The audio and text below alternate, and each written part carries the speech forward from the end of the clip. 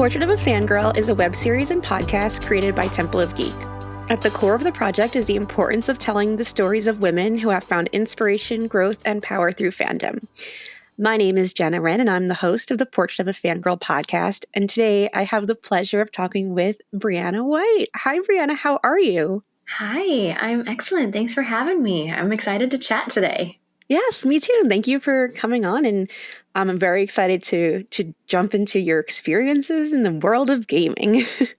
And I was telling you a little bit before, I'm not really much of a gamer, so I love to learn things, and I think no one better than you. Well, let's chat about it today. Let's go. Can you just start out by introducing yourself to our audience and letting them know a little bit about who you are? Sure. My name is Briana White. I am an actress, voice actress, and content creator online. I have been a lifelong gamer, and I've always wanted to be an actress as well. And so being able to voice act in video games is a perfect blend of my two life passions. So I feel very lucky. As a child, did you always, and I said you said you wanted to be an actor, but did you always want to also go into something with video games, or did that kind of happen along the way? I never expected to voice act in video games. It was not something that was ever really on my radar. Even though I loved games that had great characters and great acting, it never really occurred to me that that could be something that I could do.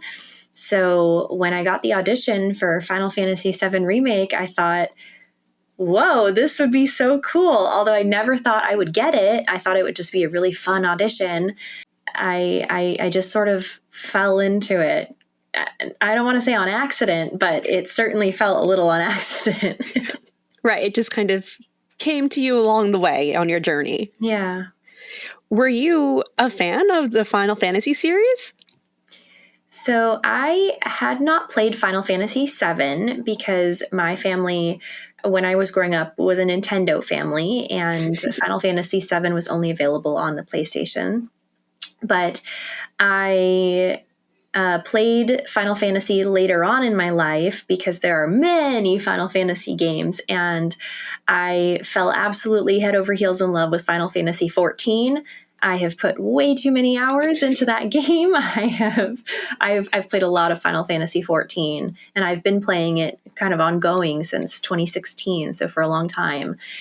And I played Final Fantasy 15 on my YouTube channel, and people really loved seeing me play that. So Final Fantasy VII Remake was the next stop on my Final Fantasy journey.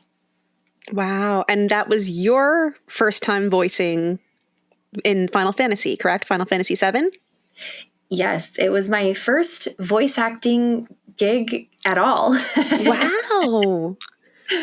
So not just first time being part of that sort of family, but your first voice acting experience in general. What was that like?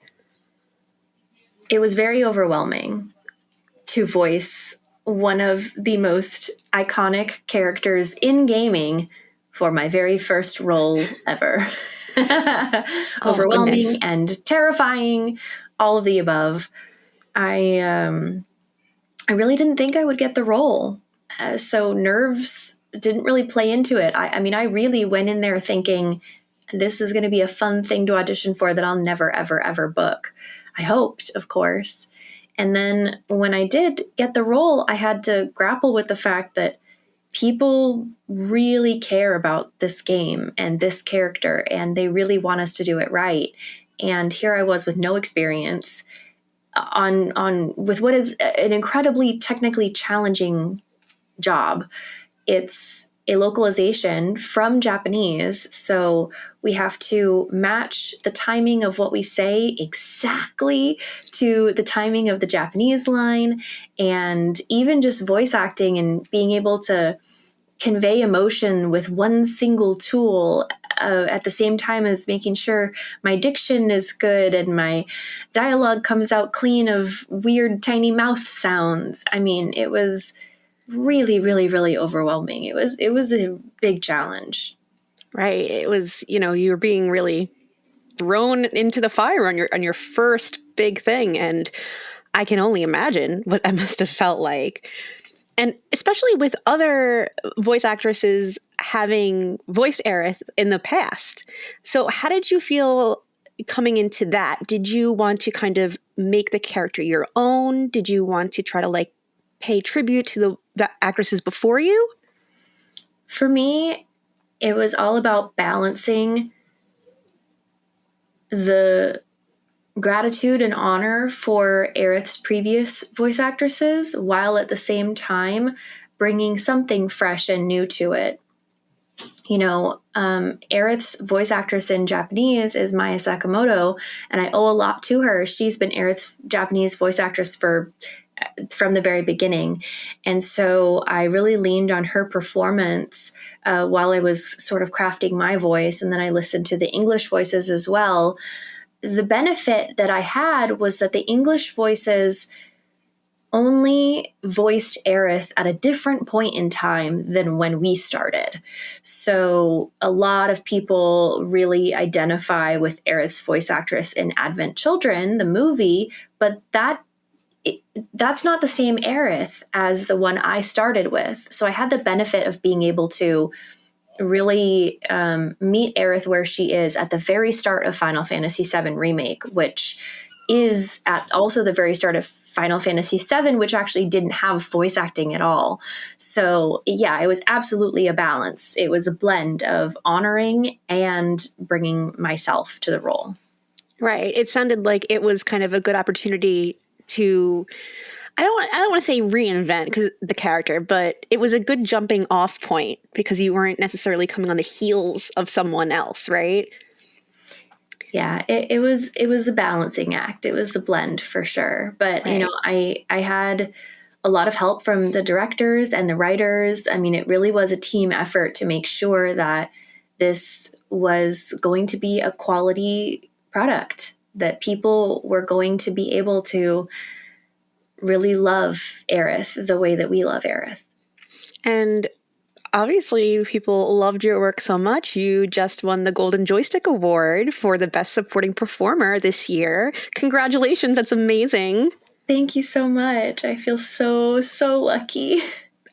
What did that feel like just to be nominated in the first place? How did you react to that? I was completely surprised. I've been so busy this year. I have been traveling all over the country and now the world, being at different conventions so that I can meet the fans and give autographs. And I was actually at a convention in Huntsville, Alabama called Comic-Con.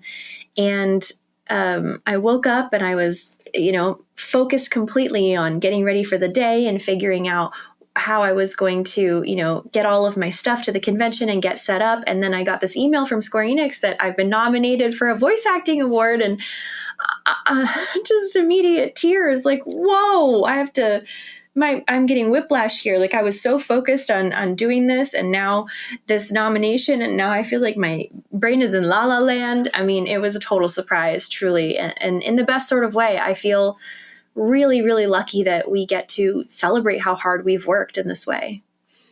That's amazing. And I can only imagine what the win must have felt like. If the nomination really had you in a whirlwind, how did the win feel? I mean, very much the same. Very unreal. I mean, truly, like, it's something that's been a part of my life for almost half a decade now. And so it makes, awards are a little strange because it's really nice to be acknowledged for your hard work, and it's really lovely.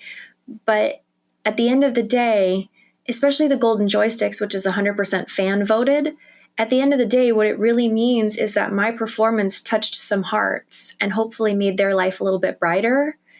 And that means everything to me. That is the most important thing to me, that my performance, that my work could affect someone's life for the better.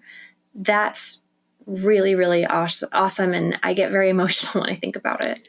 Yes, it's a huge accomplishment. And I know I just met you, but I'm so proud of you. Thank you. Thank you so much. I know. Now, My getting parents are into very proud of me too. Oh, I'm like, I've only known you for 10 minutes and I already am proud of you. So gaming, I want to talk about gaming as a fandom in general. It's not necessarily always known for being a female-friendly fandom. And you are very much involved in the fandom on Twitch, and you stream as the Strange Rebel, correct? Yes. So first of all, how long have you been doing this streaming? I started my channel in 2015. Wow. And I started playing just a very large range of games because I didn't really know what I would find success with. And ultimately, I narrowed it down when I started playing Uncharted 4 on my channel because I love that series and it's so fun, but it's also so story focused and character focused. I mean, it's like a movie that you get to play, and that's amazing. And what people really latched onto was my emotional attachment to the game. People really like to see and hear me talk about the character analysis and why this scene was so impactful, and people really latched onto that. And so I started playing games on my channel that had emotional impact, things with any games with great stories and great characters. That's what I really like, and so that's what people like watching me play and hearing me talk about as well. Luckily, that is a very friendly space for women, ultimately. A lot of people talk about how toxic the internet can be, and there's definitely a truth to that. I've had incredibly toxic interactions on the internet, more than I've ever had in person, right? I've never had anyone tell me in person some of the things that I've read on the internet, right? Right. But even still, that's far and away the exception. I would say 99% of my interactions with people online are positive, are sweet. Most of the people out there are kind and smart and funny and generous. And I love that I've been able to be a part of the community of gamers online. I feel incredibly lucky. I mean, they really give me a little bit more faith in humanity than I had before. That is really great to hear because, you don't hear that necessarily a lot in fandom. And especially, a lot of the women that I've spoken to over the past 2 years to hear, we've discussed, how do you handle online negativity? How is your fandom, do you feel like, is toxic in certain ways? And hearing your side is a rarity. It really is. You're probably the first time I've heard someone say that Really? it's such a great, probably. And I think that that's beautiful to hear that this is such an accepting and warm community, and you've found a space like this. So it's nice to hear. Part of it is because of what I play. I feel like if you are a gamer who loves a good story, then there's a certain part of your heart that's very open. And if you are an open-hearted person, then you know what it feels like when someone's mean to you. And Right. You are able to extrapolate that to mean don't be mean to others. And so I think just by nature of the games that I play, I attract a certain audience that honestly is quite kind and very sweet. And I call some of my longtime viewers, my friends, genuinely, because I feel that way about them. I am happy to call them my friends because they're so wonderful. Right. And I would assume a lot of them have followed you. You've been doing this for almost 10 years now. So it's crazy when you say that, but yeah. Right. That's quite an accomplishment. And I'm sure a lot of these people have followed you probably from the beginning, right? Absolutely. Mm-hmm. Wow. So you've grown together. You've really created this community. And I think it's a testament to the power of online friendships. I think that sometimes people can downplay it like, oh, you're just a friend online. But that's not the case. It's like you're mentioning, it's like this community, it's this family of people that come together because of a shared love of something. Absolutely. And I think it, in some ways, can be even better than in-person friendships, only because when you live somewhere, you are bound by whoever lives around you. And there is, however many people you interact with on a day-to-day basis in person, there's bound to only be a certain percentage of those people that really understand you and really share your passions. But on the internet, you have a much larger pool of people, and that percentage of people is the same, but that still means that there are a lot more people that you can find that share your passion and share your interests and are kind in the same way that you are kind. And so I've been able to find a lot more people that I feel like are like me online than I ever would have in person. I just think that's the nature of the internet, right? You can find more negativity, you can find more bad, yes, but you can also find more good. You can find more people that are like you. And I think that's one of the great things about the internet. It is. And for girls who maybe are afraid to jump into the world of online gaming because of the perceived possible negativity, what sort of advice would you give them? That can be a challenge because, like I said, I play the sorts of games that I play, and a lot of those are single player experiences. So, a lot of the negativity that I usually hear about are in multiplayer experiences, and those games maybe just tend to attract a larger amount of people and tend to attract maybe a lot more toxicity.